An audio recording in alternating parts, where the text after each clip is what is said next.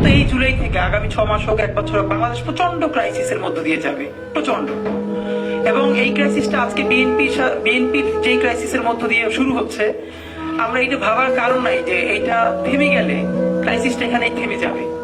এটা বিএনপির সাথে ঘটবে। এর কিছুদিন পরে বিএনপি যখন সাইজ হয়ে যাবে মোটামুটি, সেটা ইন্ডিয়ার মাধ্যমে হোক, এজেন্সির মাধ্যমে হোক, XYZ আরো অনেকের মাধ্যমে হোক, এরপর এটা জামাতের উপরে আসবে।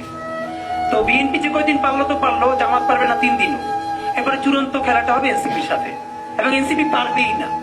তো ফ্যাক্ট হলো আমাদের দুটো লড়াই একসাথে করতে হবে। আমরা কোনো রাজনৈতিক দলকে এককভাবে এই দেশকে বর্গা দেই নাই। তো যে কথাটা বলবো করে যে বিএনপির যেই ভাইয়ের সাথে দেখা, উনি আমাকে বললেন যে আপনি ভাই একটা কথা ভালোই জানেন, তারেক রহমানের সাথে কিন্তু কাছে কিন্তু সবার হাজিরা দেওয়া লাগবে। এই কথাটা আমাকে বলতেছে, আমি কোট করে বলছি। এবার বুঝলাম উনি বিএনপির খুবই ডেডিকেটেড একজন কর্মী। তো জামাতের লোকদের সাথে দেখা হওয়ার একটু পরেই যখন বিএনপির একজনের সাথে দেখা হচ্ছে, তিনি বলছেন যারা আজকে বিএনপির বিরুদ্ধে বলছে তাদেরকে একটু ভাই মনে করাই দিয়েন তারেক রহমানের কাছে সবার কিন্তু হাজিরা দেওয়া লাগবে। তো তখন আমি বললাম ভাই এই কথার কারণেই আপনারা ডুববেন। শেখ হাসিনার কাছে এই দুনিয়ার সবার হাজিরা দেওয়া লাগে নাই। এই হাজিরা যে দেওয়া লাগবে এই কথার কারণেই তার এখন দিল্লিতে গিয়ে হাজিরা দেওয়া লাগতেছে। তো শেখ হাসিনার যদি দিল্লিতে হাজিরা দেওয়া লাগে, তারেক রহমানের কাছে সবার হাজিরা দেওয়া লাগবে, এটা স্টুপিড কথা।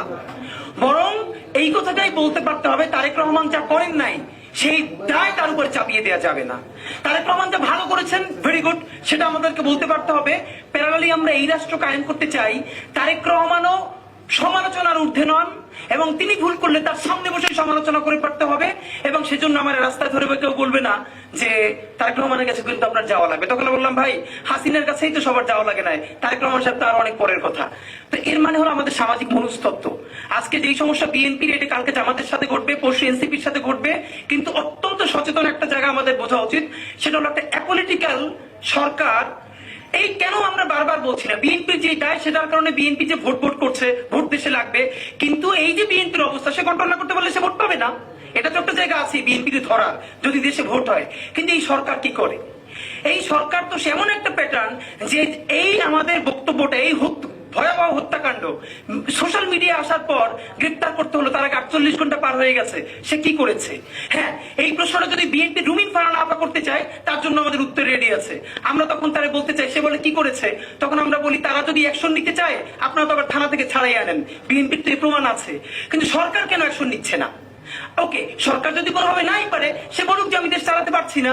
কিন্তু এই যে জনতার কাছে যে কোনো পলিটিক্যাল এন্টিটিকে ভীষণ ভাবে প্রশ্নবিদ্ধ করা, আজকে যেটা বিএনপির সাথে হচ্ছে, পরশু জামাতের সাথে হবে, তারপর দিয়ে এনসিপির সাথে হবে, এরপর পুরো একটা অ্যাপলিটিক্যাল রাষ্ট্র কায়েম হবে।